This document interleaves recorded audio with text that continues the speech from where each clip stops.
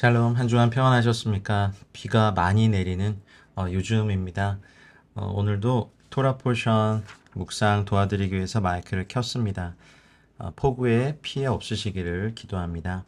제가 기도하고 시작하겠습니다. 바룩 아타 아도나이 엘로헤inu 말레 카올람. 온 우주의 왕이신 주님을 송축합니다. 아슈에르 키드샤누 베미츠부 타브베츠바누 라 소크베드 브라이 토라.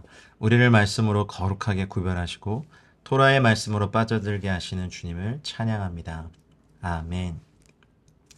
오늘은 민수기의 발락, 민수기 22장부터 25장 9절까지에 나와 있는 또 파라샤 본문입니다. 이스라엘이 시내산을 출발한 이후에 지금까지 이 민족을 괴롭혀온 것은 사실 내부적인 갈등이었죠. 저희가 그것들을 계속해서 봐왔죠. 이스라엘이 이때까지 하나님께 반역하고 모세와 아론에게 반역하고 수많은 내부적인 갈등을 겪어왔습니다. 아모리 왕 시혼과 바산 왕 옥이 마지막 대적이라면 모압 왕 발락과 발람은 마지막 유혹이라고 볼 수 있습니다. 어쩌면 지금 시대의 교회를 향한 사탄의 대표적인 대적은 바로 박해와 미혹입니다. 시온 왕 옥, 시온과 옥은 박해를 나타내고 발람과 발락은 미혹을 대표하죠. 이것이 사탄이 주로 쓰는 두 가지 무기이기도 합니다. 여러분도 깨어서 미혹과 박해를 주님 예수 그리스도를 위하여서 견뎌내고 또 지나갈 수 있는 성도님들 되시길 축복합니다. 이스라엘 자손이 요단 건너편 여리고 맞은편에 진을 쳤다고 기록되죠. 이스라엘 백성들이 요단강을 건너기 바로 직전에 발람의 미혹이 등장하는 겁니다. 발람은 당시 메소포타미아 지역에서 되게 유명한 마술사 무당이었죠. 여호와께서 발람에게 나타나셔서 신탁을 내리시는 건 발람이 여호와의 선지자여서가 아니라 오히려 그를 사용하여 이스라엘을 복되게 하시기 위함이죠. 하나님께서 지금까지 마귀와 악한 어둠의 영들을 허락하신 이유는 그것들을 통하여서 성도들을 훈련시키기 위함입니다. 결국 발람은 하나님께서 이스라엘을 축복하시기 위해 사용하신 이방인 무당일 뿐이죠. 그런데 실제로 발람 사건은 이스라엘이 전혀 모르는 상황에서 진행된 일입니다. 이스라엘은 자신들도 알지 못하는 사이에 하나님의 보호와 인도 속에 거했던 거죠. 여호와 하나님은 이스라엘 공동체 안에서 일어나는 일뿐만 아니라 공동체의 한계를 벗어난 곳에서 일어나는 모든 일도 조정하시고 이스라엘을 보호하십니다. 이 섹션은 출애굽 1세대들의 마지막 죽음을 기록하고 있는 25장 그리고 2세대의 인구조사를 기록하고 있는 26장 바로 앞에 등장하기 때문에 완전한 세대 교체의 전 단계라고 할 수 있죠. 이 중요한 시점에서 하나님은 이때까지 이스라엘이 경험해보지 못한 화려하고 또 위대한 복과 약속으로 그들을 축복하십니다. 그것도 이방인 점쟁이의 입술을 통해서 또한 이스라엘이 이 사실을 전혀 모르는 상황에서 축복하시죠. 발락의 부름을 받고 이스라엘을 저주하러 온 발람은 오히려 여호와께서 개입하심으로 말미암아 이스라엘을 축복하고 이스라엘을 미워하는 나라들을 저주하게 이르게 됩니다. 발람이 발락에게 이제 사람을 보내는 장면으로부터 민수기 22장이 시작이 되죠. 22장 2절에 십볼의 아들 발락이 이스라엘이 아모리인에게 행한 모든 일을 보았으므로 발락의 이름은요, 이제 황폐, 헛됨, 공허함, disaster, 그러니까 파괴자 이런 뜻을 지니고 있습니다. 파자를 해보면 이제 베이트, 그다음에 라메드, 그다음 코프가 있거든요. 베이트는 집, 라메드는 권위, 코프는 소망인데 집의 권위를 내가 갖겠다는 게 발라크예요. 저희가 지금 민수기에서 계속 배우고 있는 건 집의 머리를 내가 아니라 예수님으로 세우겠다는 것과 정반대되는 원리가 이름에 나타나 있죠. 그래서 발락은 이스라엘이 한 머리를 세우지 못하도록 저주하는 자입니다. 약속의 땅 앞에서 발라크라고 하는 헛된 소망이 나타나죠. 다른 사람들에게 공포감을 주는 이름이긴 했지만 이제 그는 자신이 파괴당할까 두려워 떨고 있습니다. 자, 3절. 모압이 심히 두려워하였으니 이스라엘 백성이 많음으로 말미암아 모압이 이스라엘 자손 때문에 번민하더라. 발락이 이스라엘을 보고 이제 두려워하는 건 이스라엘이 사실 죄로 말미암아 40년 동안 광야에서 우여곡절을 겪으면서 떠돌이 생활을 했는데도 하나님의 은혜와 보살핌 때문에 아직도 왕성하고 건재한 민족이었음을 보았기 때문에 그렇습니다. 하나님은 모압 땅을 이스라엘에게 줄 생각이 없으세요. 신명기 2장 9절에 보면. 근데 그럼에도 불구하고 모압은 이스라엘을 두려워하죠.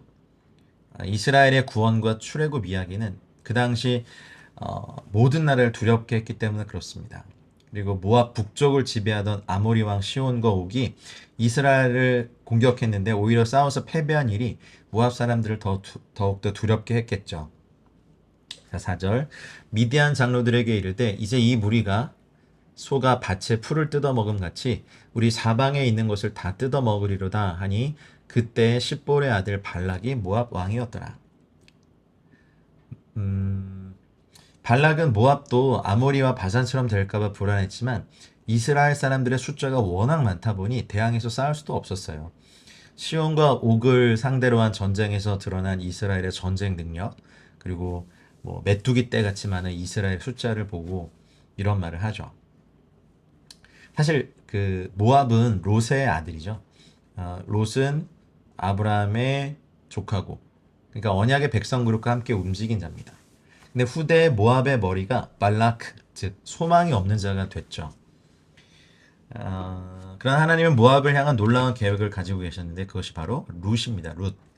룻은 모압의 여인이죠. 그래서 보아스와 결혼해서 다윗 왕조의 조상이 됩니다. 다윗을 통해 메시아는 이 땅에 오시게 되죠. 이것이 하나님께 붙들린 자가 죽은 소망에서 산 소망으로 옮겨지는 과정을 보여주는 구속사라고 할 수 있습니다. 자, 그가 사신을 5절입니다. 그가 사신을 부올의 아들 발람의 고향인 강가 부돌에 보내어 발람을 부르게 하여 이르되 보라 한 민족이 애굽에서 나왔는데 그들이 지면에 덮여서 우리 맞은편에 거주하였고 발람은요, 발은 원래 실패하다, 아니다 이런 뜻이 있고 암 이거는 백성이라는 뜻입니다. 그래서 발람은 뭐 백성을 실패시키는 자, 뭐 백성이 아니다 이런 뜻입니다. 백성인 것 같지만 백성이 아니라는 거죠. 유브라데 강가 부돌에 거주하는 이방인 선지자였던 것으로 보입니다. 근데 특징은 여호와를 섬긴다는 거예요. 꿈과 환상을 통해서 계시를 받기도 한다는 거죠. 그러나 이 발람의 본질은 발락 왕이 주는 금, 은혜, 눈이 먼 자입니다. 불의의 삭슬 사랑하다가 멸망의 길로 가는 자죠. 그래서 발람이라는 인물은 이 거짓 선지자의 표상이라고 할 수 있습니다. 발람을 좀 살펴보면요. 실제로 창세기 31장에서 야곱이 도망쳐 나온 교활한 라반의 자손이거든요. 그래서 발람이 이 뿌리가 이렇습니다. 발락은 발람에게 이제 이스라엘을 저주하라고 하지만 여호와께서 그 입을 주장하셔서 도리어 축복하게 만들죠. 그러나 발락의 재물에 눈이 먼 발람은 이스라엘을 음행하고 우상 숭배하도록 꾀를 냅니다. 발락의 기질이 우리 안에서 작용하게 되면 성도라고 할지라도 계속해서 헛된 소망을 쫓아 살게 됩니다. 그 때문에 성도들 안에 있는 발락이 그리스도를 만나 메시아 계보에 연합되어서 진정한 소망을 가지게 해야 됩니다.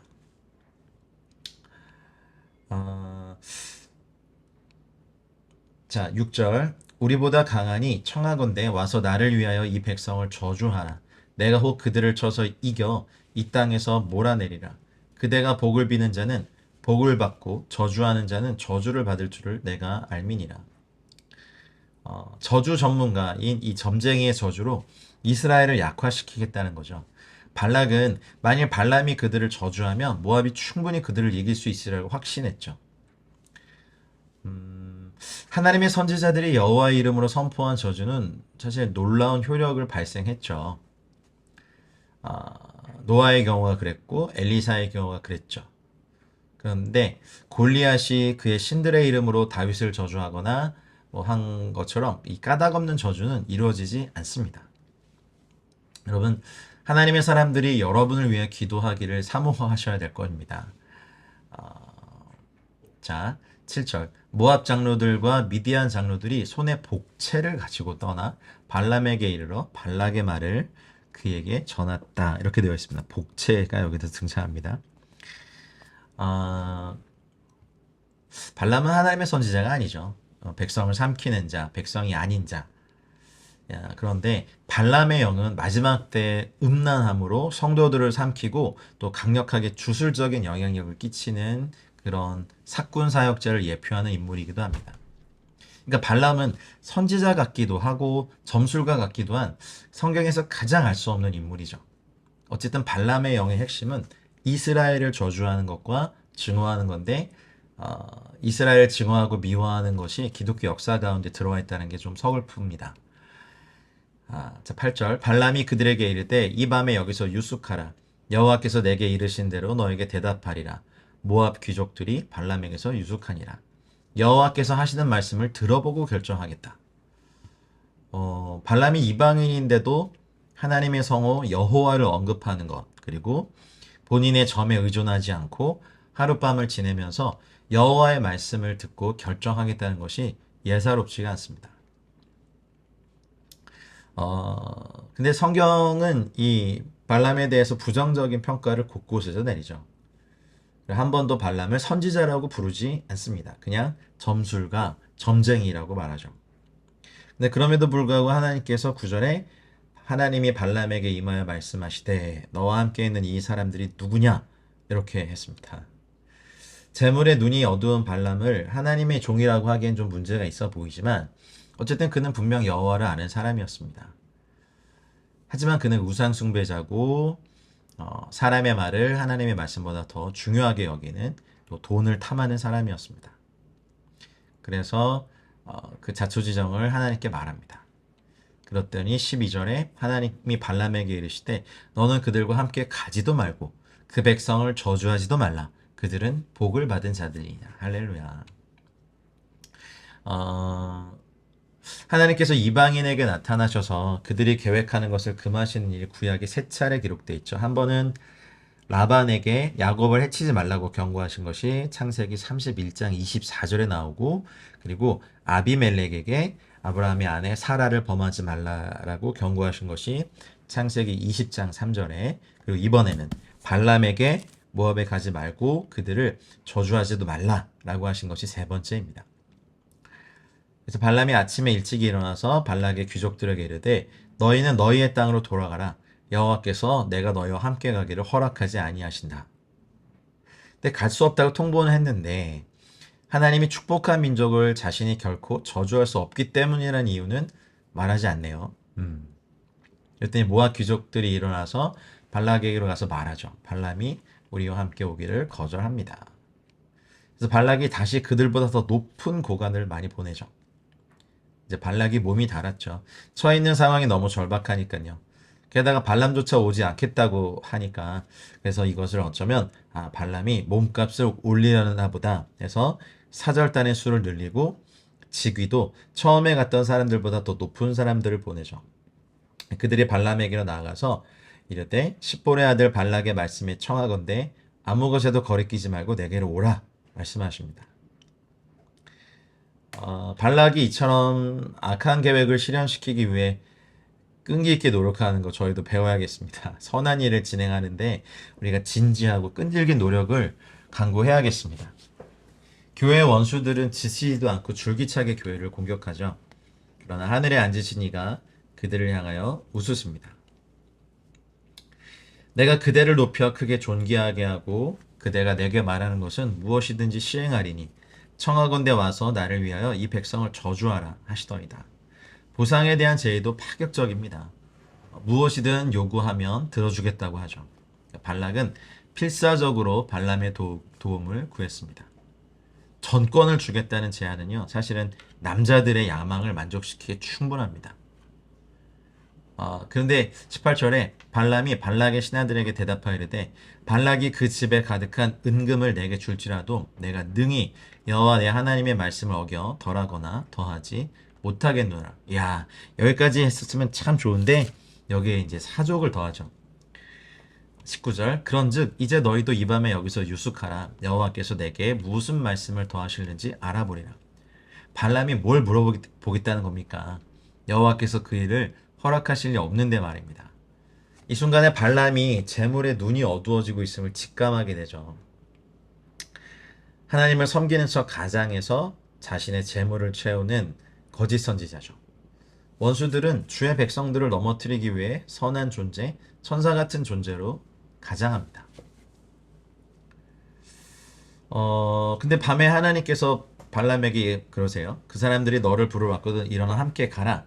그러나 내가 너에게 이르는 말만 준행할지니라. 하나님께서 발람에게 가라고 하시면서 조건을 제시하시는 거죠. 내가 너에게 하는 말만 하도록 해라. 그렇다면 이 말씀은 발람에게 이 여행이 영양가 없는, 왜냐면 뭐 이렇게 챙기는 게 없는 그런 여정이 될 것을 암시하죠. 발람이 많은 돈을 사례비로 챙길 수 있는 유일한 길은 이스라엘을 저주하는 건데, 근데 하나님이 이미 이 민족은 축복받은 민족이라고 하셨거든요. 근데 발람의 마음은 사실은 하나님의 뜻보다는 발락이 보낸 재물에 이미 기울어져 있죠. 그들이 가지고 온 재물에 욕심이 생겨서 그들을 돌려보내지 않고 하룻밤 머물게 하며 시간을 벌었습니다. 하나님의 뜻을 바꾸기 위함이죠. 그러나 하나님은 신실하시기 때문에 이스라엘 백성을 향한 뜻을 바꾸지는 않으시죠. 근데 결과적으로 하나님께서는 발람을 통해 악을 선으로 바꾸시죠. 그래서 발람이 아침에 일찍 일어나서 자기 나귀의 안장을 지우고 모압 고관들과 함께 갑니다. 이 섹션은 3이라는 숫자로 통일성과 응집력을 유지합니다. 이제 이후에 나올 22절, 24절, 26절에 천사가 길에 세 차례 서 있는 것이 나오고 23절, 25절, 27절에 나귀가 길에 서 있는 천사를 주의 사자를 세 차례나 봅니다. 그리고 천사가 빼어든 칼을 발람이 원하는 것, 그리고 하나님이 발람에 진노하신 것, 발람이 나귀에게 화를 낸 것이 되게 평행을 이루고 있는 것을 볼 수 있습니다.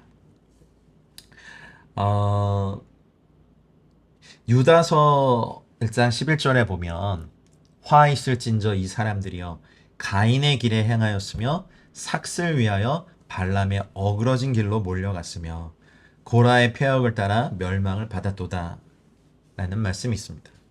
돈을 사랑하는 것이 일만하게 뿌리죠. 22절 그가 감으로 말미암아 하나님이 진노하심으로 여호와의 사자가 그를 막으려고 길에 서니라. 발람은 자기 나귀를 탔고 그의 두 종은 그와 함께 있더니 하나님이 20절에서 발람에게 가도 된다고 하셨다는 점을 감안해 보면 하나님의 진노가 잘 이해가 되지 않아요. 하나님께서는 죄를 허용하시며 또 그러면서도 그것에 대해 진노하시는 거죠. 하나님의 백성을 대적하는 악한 계교를 꾸미는 것보다 더 하나님을 불쾌하시게 만드는 것은 없습니다. 그 백성들을 건드리는 자는 하나님의 눈동자를 건드리는 거죠. 하나님께서 발람에게 모압의 사절단들을 따라갈 수 있도록 허락하신 이유는 그로 하여금 여호와의 말씀을 선포하도록 하기 위함이죠. 하나님께서 여호와의 말씀을 선포할 걸 계속해서 강조해 왔음에도 불구하고 발락에게로 가는 발람은 눈앞에 있는 여호와의 천사조차도 인지하지 못합니다. 심지어 나귀를 3번 때리고 나귀의 입이 열렸을 때야 여호와의 천사를 알아본 상황. 벌써 돈, 탐심 때문에 영적인 눈이 나귀보다 더 어두워져 있음을 꼬집고 있습니다. 하나님의 음성을 잘 듣던 발람이 갑자기 영적인 소경이 왜 되었을까요? 바로 재물의 눈이 어두워졌기 때문입니다. 하나님께서 분노하셔서 대적하는 천사를 보내신 이유가 바로 여기에 있습니다. 마태복음 6장 21절로 23절에 우리 주님께서 하신 말씀 기억나십니까? 너의 보물이 있는 그곳에는 내 마음도 있느니라. 눈은 몸의 등불이니 내 눈이 성하면 온몸이 밝을 것이요 눈이 나쁘면 온몸이 어두울 것이니 그러므로 내게 있는 빛이 어두우면 그 어둠이 얼마나 더하겠느냐 말씀하시죠. 여러분, 재물 때문에 영적인 눈이 어두워지지 않으시기를 축복합니다. 나귀가 봐요. 여호와의 사자가 칼을 빼어 손에 들고 길에 선 것을 봅니다. 그래서 길에서 벗어나 밭으로 들어가죠. 발람이 나귀를 길로 돌이키려고 채찍질을 합니다. 민수기 24장에 보면 발람이 그래요. 자기가 눈을 뜬 자고 전능자의 환상을 보는 자라고 막 자랑하는데요. 사실은 자기가 탄 나귀가 보는 것도 보지 못하고 그 눈이 탐욕과 야망으로 어두워졌고 저주에 대한 보상으로 어지러워졌죠. 나귀도 그 주인을 알고 자기에게 닥친 위험을 봤는데 발람은 알지 못하고 깨닫지 못합니다. 여러분의 영적인 눈을 가리는 그 어떤 것도 여러분 이번 주간에 여러분 앞에 놓지 마시고 다 해결하는 한 주간 되시길 축복합니다. 자, 24절. 여호와의 사자는 포도원 사이 좁은 길에 섰고 좌우에는 담이 있더라. 이 좁은 길이라는 히브리어 단어가요. 성경 전체에서 여기에만 사용돼요. 신약에서 헬라어로 쓰였지만 좁은 길은 여기에만 쓰여요. 나귀가 여호와의 사자를 보고 몸을 담에 대고 발람의 발을 그 담에 짓누름에 발람이 다시 채찍질하죠. 여호와의 사자가 더 나아가서 좌우로 피할 데 없는 좁은 곳에 선지라. 그리고 나귀가 여호와의 사자를 보고 발람 밑에 엎드리니 발람이 노하여 자기 지팡이로 나귀를 때리셔. 화가 머리끝까지 났겠죠. 이번엔 지팡이로 나귀를 때렸다고 말했거든요. 그럼 처음 두 차례는 뭐 손이나 줄로 때렸겠죠. 그러나 나귀가 발람의 뜻대로 했다면 발람은 죽을 수밖에 없었죠. 사람들은 종종 이처럼 어리석게 죽음의 길을 재촉합니다.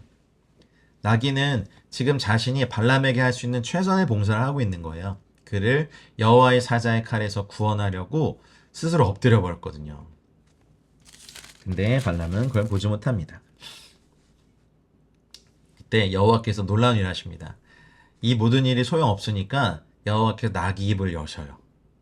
그리고 발람에게 말해요. 내가 당신에게 무엇을 하였기에 나를 이같이 3번을 때리느냐. 우와. 근데 나귀가 말하는 걸 들으면서도 발람이 놀라지도 않고 혼란스러워하지도 않았다는 게 참 이해가 안 돼요. 발람이 나귀에게 말하거든요. 네가 나를 거역하기 때문이니 내 손에 칼이 있었다면 곧 너를 죽였을 것이다. 나귀가 말하면 전 깜짝 놀랐을 것 같은데. 고린도전서 1장 27절이 떠오릅니다. 하나님이 때로는 세상에 미련한 것들을 택하셔서 지혜 있는 자들을 부끄럽게 하신다고 하는 그 말씀이요. 어리석은 나귀를 들어서 발람을 부끄럽게 하시죠. 칼이 있었더라면 너를 죽였을 것이라는 이 발람의 말은 천사가 쥐고 있던 칼을 연상케 합니다. 발람은 자신도 모르게 하나님의 심정을 대변하고 있습니다. 하나님께 발람은 말을 지지리도 않듯 나귀와도 같습니다.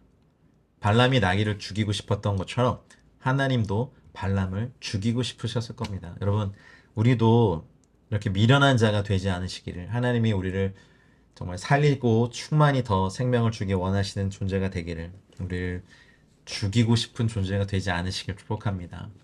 나귀가 막 말해요. 내가 일생 동안 언제 당신에게 이같이 하는 버릇이 있었느냐? 없었다. 그때의 열등한 피조물도 이제 쓸모가 있죠. 그때 여호와께서 발람의 눈을 밝혀주시죠. 여호와의 사자가 손에 칼을 빼들고 얼마나 무섭게 노려보고 있었을까요? 길에 선 것을 보고 그가 보고 머리를 숙여 엎드리죠. 여호와의 사자가 이제 말합니다. 어찌하여 너의 나귀를 이같이 3번 때렸느냐? 보라, 내 앞에서 너의 길이 사악함으로 내가 너를 막으려고 나왔다. 발람은 분별력에 있어서 나귀만도 못합니다. 나귀가 가던 길을 멈춘 건 자신의 목숨을 위해서가 아니라 발람의 생명을 위해서였다는 걸 강조해 주죠. 그때서야 발람이 내가 범죄하였나이다 라고 자신의 죄를 고백하죠. 근데 당신이 이를 기뻐하지 아니하시면 나는 돌아가겠습니다. 발람이 회개하는 뜻이 보여요. 네, 35절. 여호와의 사자가 발람에게 말하죠. 그 사람들과 함께 가라. 내가 너에게 이르는 말만 말할지니라. 발람이 발락의 고관들과 함께 갑니다. 한 번의 경고를 또 하신 거, 2번의 경고를 하신 거죠. 이제 36절. 발락은 발람이 온다함을 듣고 모압 변경의 끝 아르논가에 있는 성읍까지 가서 그를 영접하죠. 어, 정말 우리식으로 표현하면 버선발로 뛰어나가 환영한 것. 이방의 왕들이 선지자 이름과 얼굴밖에 없고 그저 하늘의 관심을 얻고 있는 채하는 뭐 이런 자들을 얼마나 높이 공경하고 또 세웠는지, 입에 온통 저주가 가득하여 나오는 자를 얼마나 반갑게 환대했는지를 보면 참 미련합니다. 아, 자, 이 왕의 환대에 대하여 발람 38절 발람이 발락에 이렇게 말합니다. 내가 오기는 하였으나 무엇을 말할 능력이 있으리까? 하나님이 내 입에 주시는 말씀 그것을 말할 뿐입니다. 그래서 발람이 이제 발람과 동역하여 기럇 후손에 이르렀으는 소와 양을 잡아 발람과 함께 한 고관들을 대접합니다. 아침에 발락이 발람과 함께하고 그를 인도하여 바알의 산당에 오릅니다. 발람이 거기서 이스라엘 백성의 진 끝까지 봅니다. 고대 근동의 문화에서는요, 점쟁이들이 누구를 저주하려고 하면 그 사람을 자신들의 눈으로 직접 보아야 했대요. 상대를 바라보는 저주의 눈초리에서 상대를 괴롭히는 힘이 나간다고 생각했기 때문이었습니다. 이제 발람은 전에 하나님을 기쁘시게 하는 것만큼 발락을 기쁘게 위해서 마음을 다합니다.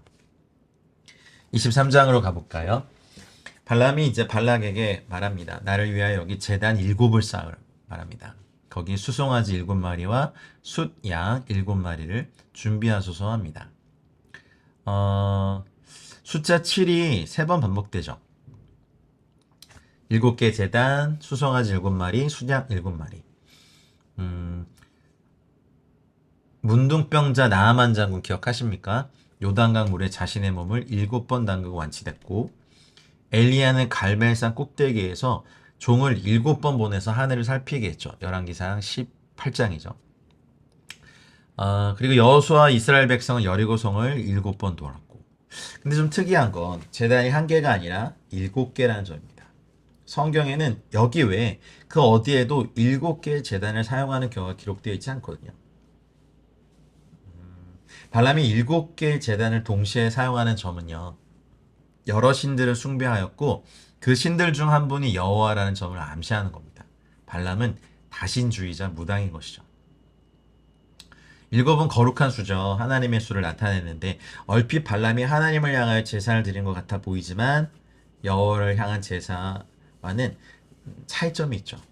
7제단을 쌓아 7제물을 드린 제사법은 여호와께서 제정하신 제사법에는 없습니다. 오히려 이러한 행위는요, 고대 메소포타미아에서 바루라고 불리던 선견자가 신의 뜻을 구하거나 조작하려는 의도로 드렸던 종교의식입니다. 그래서 지금 제물을 발람이 바쳐서 이스라엘에 대한 신탁을 얻기 위해서 여호와 하나님을 만나기를 바라고 있죠.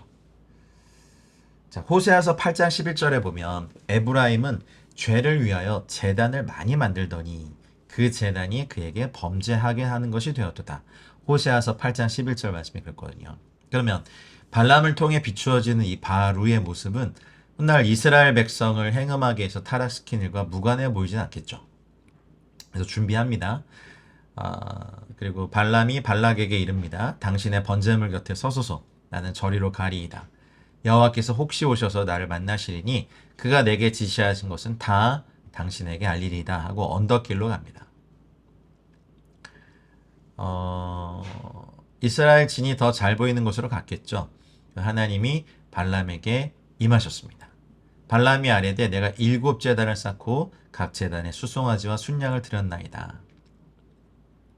자랑하는 어투로 말하고 있죠. 어떤 신이 와도 부끄럽지 않을 제단과 제물임을 여호와 하나님 앞에 과시하듯 말하는 것처럼 보입니다. 하나님 앞에 발람은 하나님 앞에 경외하는 심령이나 회개하는 심령으로 선 게 아니라 자신의 물질적인 공로나 육적인 수고를 자랑하는 비신앙적인 태도로 서 있는 거예요. 하나님이 사람에게 임하시면 하나님은 자신이 재물을 받았다는 증거로 재물들을 태우시는 것이 일반적인 일인데 이 본문에서는 하나님이 재물을 태우셨다는 기록이 없어요. 받지 않으셨죠. 이 제단 제물과 상관없이 하나님의 말씀을 입에 넣어 주신 거죠. 여호와께서 발람의 입에 말씀을 주시며 이르시되 발락에게 돌아가서 이렇게 말할지니라.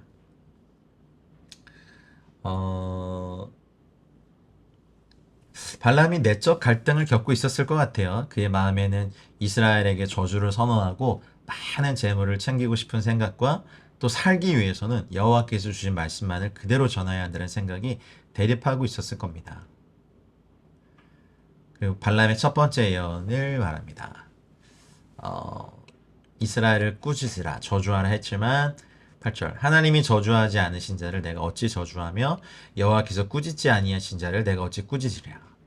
내가 바위에서 그들을 보며 작은 산에서 그들을 바라보니 이 백성은 홀로 살 것이라. 그를 여러 민족 중에 하나로 여기지 않으리로다. 발람이 보기에 이스라엘은 매우 특별한 백성이죠. 세상 민족들과 다르고 다른 나라들과는 다른 미래를 가지고 있다고 봅니다. 그리고 10절 야곱의 티끌을 누가 능히 세며 이스라엘 4분의 1을 누가 능히 셀고 나는 의인의 죽음을 죽기 원하며 나의 종말이 그와 같기를 바라노라 하매. 이스라엘은 복된 미래를 가진 큰 민족이죠. 수적으로 이미 티끌처럼 많아졌고 하나님이 아브라함에게 약속하셨던 것을 이루었죠. 먼지처럼 많은 이스라엘의 자손이라고 여기서 이제 풀이합니다.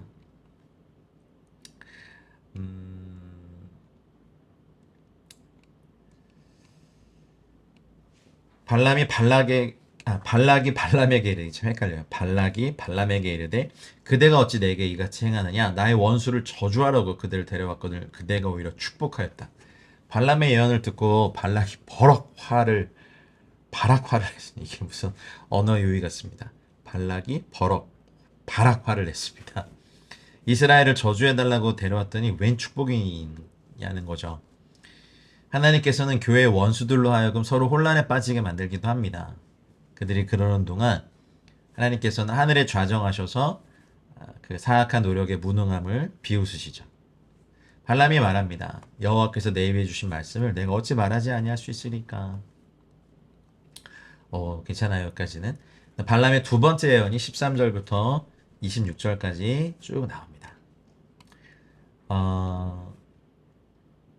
이런 일이 막 일어나고 있는데 이스라엘은 이런 일이 있는지도 모르죠. 우리의 삶 가운데서도 사탄이 공격하고 우리의 산업들을 빼앗으려고 할 때 하나님께서 그것들까지도 선으로 바꾸신 일들을 많이 하고 계십니다. 아무 일이 없었습니까? 찬양하십시오. 주께서 발람과 발락의 일을 막으셨습니다. 할렐루야. 할렐루야. 두 번째 예언도 이제 오히려 여호와께서 주신 말씀을 따라서 축복하죠. 오히려 이 이방인 무당 무속인들의 입술을 통해서 굉장히 좋은 말씀들이 쏟아져 나옵니다. 23장 19절 하나님은 사람이 아니시니 거짓말을 하지 아니하시고 인생이 아니시니 후회가 없으시도다. 어찌 그 말씀하신 바를 행하지 않으시며 하신 말씀을 실행하지 않으시랴. 여기서 사람은 발락을 뜻하겠죠. 인간인 발락은 거짓을 원하고 신의 변덕을 원하지만 여호와 하나님은 발락과 같지 않으시고 불변하시고 변함도 없으시고 회전하는 그림자도 없으십니다. 내가 축복할 것을 받았으니 그가 주신 복을 내가 돌이키지 않으리라. 20절입니다. 그리고 21절 야곱의 허물을 보지 아니하시며 이스라엘의 반역을 보지 아니하신도다. 여호와 그들의 하나님이 그들과 함께 계시니 왕을 부리는 소리가 그 중에 있도다. 와우. 위대한 왕이 군대의 진영 안으로 들어오는 이 왕을 부르는 소리. 와. 여러분에게는 왕을 부리는 찬양의 소리가 있으십니까? 우리 성도들의 삶에 우리 교회 공동체 안에 왕이신 주님을 간절히 찾는 왕을 부르는 소리가 간절히 있어야겠습니다. 이번 주간에 왕을 부르는 소리로 막 외치십시오. 위대한 왕이 내 안에 오신다. 위대한 왕이 우리 가정에 오신다. 위대한 왕이 우리 교회에 오신다. 위대한 왕이 우리 이 세대에 오신다. 우리 도시에 오신다. 위대한 왕이 우리 민족에 오신다. 와! 외치는 막 충성스럽고 용맹한 군사들이 막 기쁨의 소리와 환호로 외치는 것.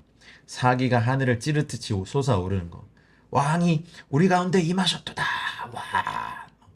막 표효하는 사자들처럼 거대한 함성을 지르고 병사들은 사기가 충전하고 이미 그것으로 전쟁에 이기는 이런 걸 막 선포해요. 할렐루야. 원수의 입을 통하여서도 찬양 받으십니다. 하나님이 그들을 애굽에서 인도해 내셨으니 그의 힘이 들소와 같도다. 야, 멋지십니다. 23절. 야곱을 해할 점술이 없고 나하슈죠. 이스라엘을 해할 복술 캐셈이 없도다. 와, 맞습니다. 하나님이 함께 하시면 우리를 해할 점술이 없고 해할 복술이 없습니다. 하나님께는 부질없는 짓이죠. 지옥의 저주가 하늘의 축복을 상대로 절대로 일어날 수가 없죠. 그런 시도 자체가 행해질 수 없습니다. 행해져도 아무런 효과가 없습니다. 할렐루야. 이 백성이 암사자같이 일어나고 숫사자같이 일어나서 움킨 것을 먹으며 죽인 피를 마시기 전에는 눕지 아니하리로다. 이스라엘은 사자와 같다고 선포하는 겁니다. 사자와 같은 이스라엘을 대적하는 자들은 오히려 죽임을 당할 거라고요. 이스라엘이 사자로 비교되는 건 성경에서 자주 있죠. 그러니까 발락이 화가 났어요. 발람에게 그들을 저주하지도 말고 축복하지도 마라 이렇게 얘기하죠. 25절에 외칩니다. 얼마나 열받았을까요? 계속 저주를 기대하고 있는데 막 발락을 보고 거짓되고 변덕쟁이라고 말하고 오히려 축복을 하니까. 근데 또 발람이 말하죠. 여호와께서 말씀하신 걸 내가 그대로 하지 않을 수 없다. 여기가 26절까지. 그리고 23장 27절부터 24장 13절이 또 세 번째 예언이죠. 화가 어쨌든 머리 끝까지 발락이 치밀었지만 한 번 더 발람에게 기회를 주죠. 장소를 다시 옮겨서 저주를 빌어달라고 부탁합니다. 이번에는 여시몬 광야, 여시몬 여기에 들어왔네요. 광야가 내려다 보이는 부월산 꼭대기에 올라서 이제 원래 부월산 꼭대기에는 바알 신에게 제물을 봉헌하는 성소가 있는 산이거든요. 그러니까 발락은 지금 바알의 어떤 힘에 힘입어서 엘로힘 하나님이 이스라엘을 저주하기를 요청하고 있는 겁니다. 거기서도 7제단을 쌓고 수송아지 7마리와 숫양 7마리를 준비해서 각 제단에 드립니다. 그러니까 발락의 비용이 계속 쌓여만 가고 있어요. 물론 발락은 발람이 원하는 대로 했죠. 저주만 받아낼 수 있다면 이게 비용이 대수입니까? 근데 문제는 저주가 안 나옵니다. 저는 이 발락 사건 이렇게 묵상할 때마다 제가 모를 때, 또 여러분들이 모를 때 하나님께서 우리를 보호하시고 악을 선으로 바꾸신 일을 막 하고 계신 걸 생각하면 속이 다 시원해요. 여러분 이번 한 주간 우리가 모를 때 우리를 위해 싸우시는 아니면 이 저주를 선으로 바꾸신 주님을 일주일 내내 찬양하고 나아가시기 바랍니다. 자, 24장으로 가보죠. 발람이 자기가 이스라엘을 축복하는 것을 여호와께서 선히 여기심을 보고 전과 같이 점수를 쓰지 않고 아니하고 그의 낯을 광야로 향하여. 이번엔 발람에게도 변화가 있었어요. 이렇게 이스라엘에게 복을 빌어주는 걸 하나님이 좋아하신다를 깨달았어요. 눈을 들어 이스라엘이 그 지파대로 천막 친 것을 보는데 그때 하나님의 영이 그 위에 임하십니다. 지파별로 진을 친 이스라엘을 한눈에 볼 수 있게 됐어요. 드디어 온 이스라엘 보게 된 거예요. 그때 루아흐 엘로힘 하나님의 영이 그에게 임합니다. 하나님의 영이 그에게 임했다는 건 이제부터 선포된 예언이 한층 더 이제 더 축복의 말씀일 것임을 암시하죠. 자, 이제 예언을 전하면서 말합니다. 자, 눈을 감았던 자가 말하며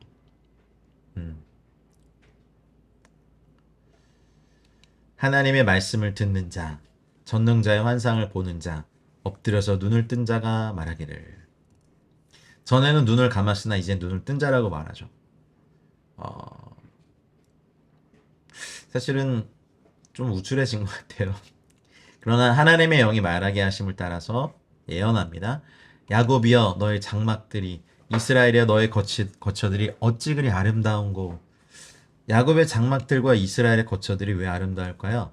그들 가운데 하나님의 영광의 빛이 빛나고 있기 때문에 그렇습니다. 산꼭대기에서 이스라엘 진영들을 보았던 발람이 중앙에서 빛나고 있는 하나님의 영광을 보고 그 진영의 아름다움을 고백한 거죠. 그 아름다운 하나님의 영광 안에 또 토라 하나님의 말씀을 지키는 아름다운 공동체, 아름다움, 하나님의 임재의 영광, 토라의 말씀의 빛이 충만한 곳이 이스라엘의 거처였죠. 그 벌어짐이 골짜기 같고 강가의 동산 같으며 여호와께서 심으신 침향목들 같고 물가의 백향목들 같도다. 와, 이제 시가 나와요. 감탄이 나오죠. 여러분의 인생도 원수에게까지 이렇게 칭송받는 인생 되시길 축복합니다. 물도 풍부하고 좋은 나무들이 심겨져 있는 계곡과 같고 물된 동산 같고 냇가에 심겨진 백향목과 같죠. 그 물통에서는 물이 넘치겠고 그 씨는 많은 물가 있으리로다. 그의 왕이 아각보다 높으니 그의 나라가 흥왕하리로다. 아멘, 아멘, 아멘. 계속해서 그 예언이 참 놀랍습니다. 하나님이 그를 애굽에서 인도하여 내셨으니 그 힘이 들소와 같도다. 여러분도 그렇게 되시길 축복합니다. 그의 적국을 삼키고 그들의 뼈를 깎으며 화살로 쏘아 꿰뚫으리로다.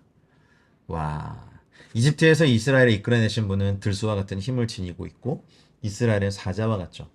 이게 이미 두 번째 예언에서 이미 선포된 내용들이에요. 이스라엘은 용감 무사하이가 사자와 같고 그들을 지키신 하나님은 들소와 같이 힘이 강하시니 누가 이길 수 있으랴, 이런 거죠. 꿇어앉고 누움이 숫사자와 같고 암사자와도 같으니 일으킬 자 누구이랴. 너를 축복하는 자마다 복을 받을 것이요 너를 저주하는 자마다 저주를 받을지로다. 이스라엘은 복의 근원입니다. 여러분, 지금에도요 이스라엘 평화를 위해 기도하는, 평강을 위해 기도하는 여러분들에게 큰 축복이 있을 것입니다. 사실은 유대인들은요 이 발람에 대해서 기독교라고 말해요. 하나님을 아는 것 같고 섬기는 것 같았지만 이스라엘을 살육하고 토라를 소각하는 만행을 저질렀던 기독교의 모습이 마치 발람과 같다고 말하고 있습니다. 그래서 유대인들의 입장에서 보면, 유대교 입장에서 보면 기독교는 하나님을 제대로 알지 못한 거죠.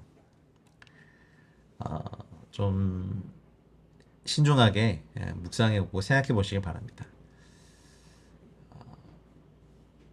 발람이 더 이제 노하여 손뼉을 치며 말하되 내가 그대를 부른 건 내 원수를 저주하라는 것이 오늘 그대가 이같이 3번 그대를 축복하였다라고 말하죠. 여기 손뼉을 쳤다는 것은요 정말 주먹을 불끈 쥐었다는 거죠. 화가 나서 어찌할 바를 몰라 하는 거죠. 우리는 우리 안에서, 교회 안에서 이 발람의 영이 속히 제하해지도록 기도해야 됩니다.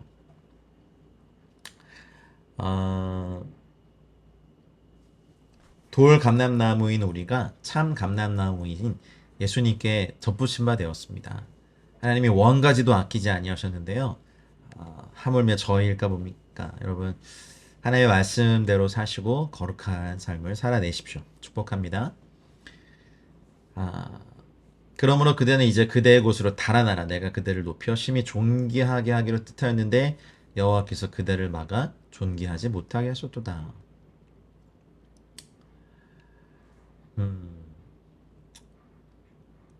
발람이 말해요. 집에 가득한 은금을 내게 줄지라도 나는 여호와의 말씀을 어기고 선악간의 마음대로 행하지 못하고 여호와께서 말씀하신 대로 말하리를 하지 않았습니까? 말하죠.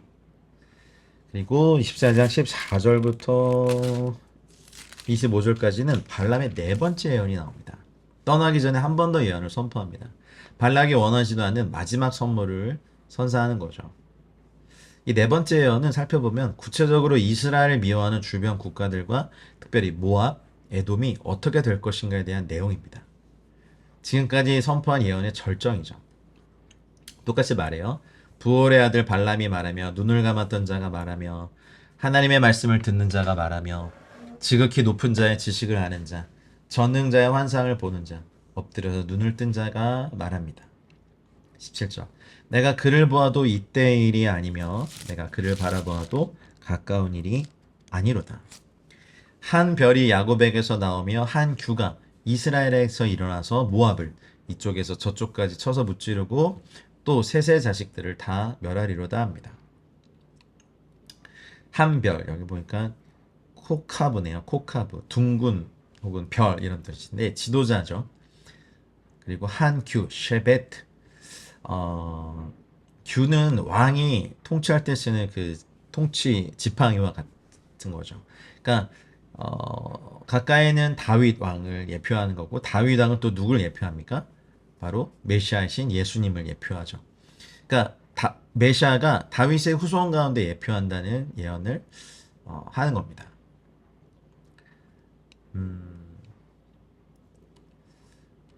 이 놀라운 예언을 네 번째 합니다.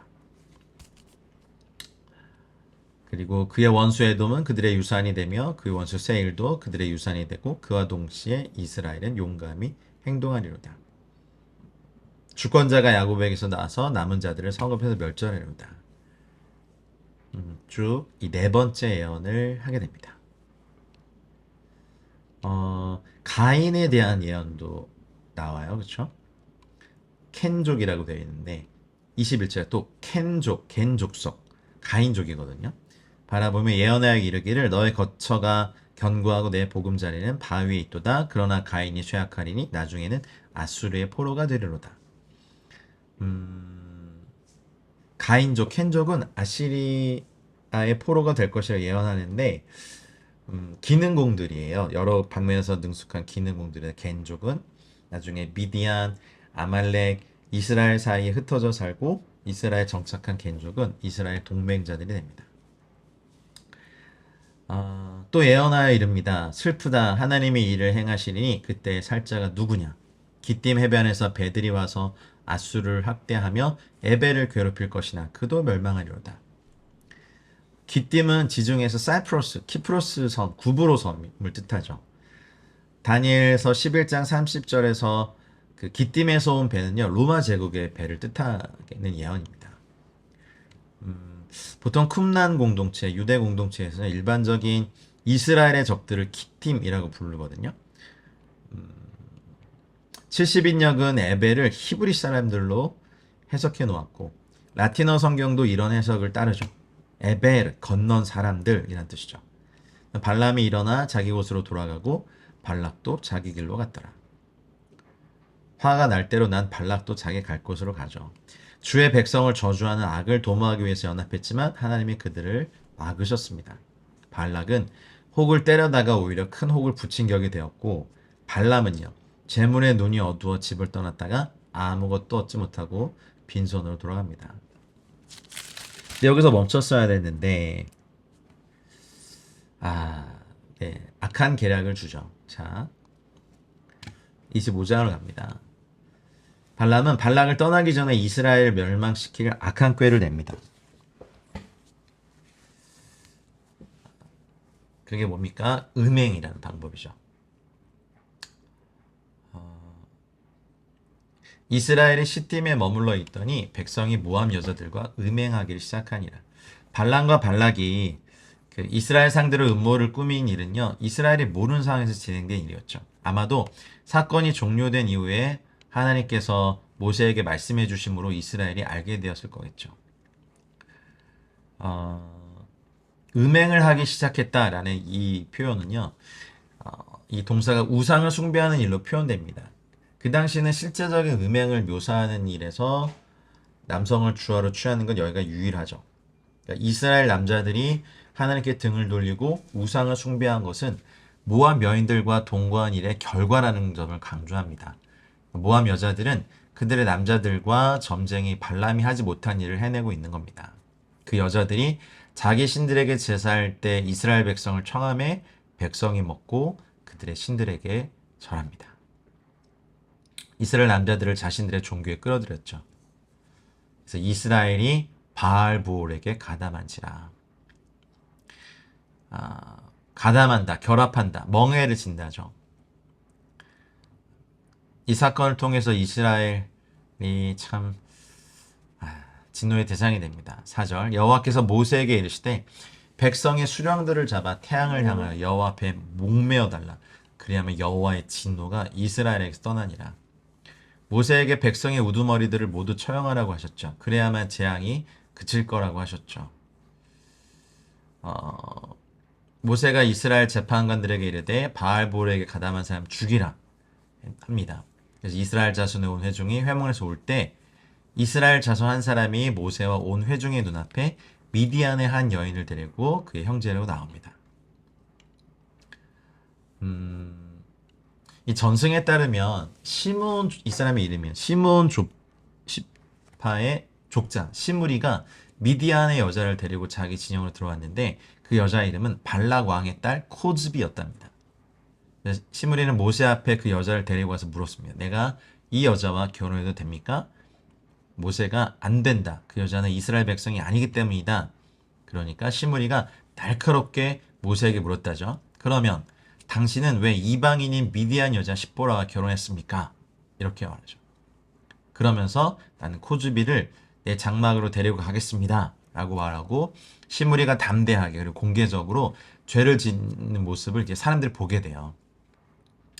모세와 사내들인 장로들이 모여서 거룩한 이스라엘 장막에 이방 여인을 데리고 온 시므리를 단호하게 죽이기로 작정합니다. 이들을 어떻게 죽일까 의논하고 있을 때 비느하스가 일어난 거죠. 비느하스는 성막에서 봉사하고 있던 레위인이었고 사실 칼이나 창을 다룰 줄 모르는 사람이었죠. 창을 들고 시므리를 죽이러 들어갔지만 생명을 걸어야 되죠. 시므리 가문, 코즈비 가문 모두 힘있는 가문이기 때문에 복수하기에 충분했죠.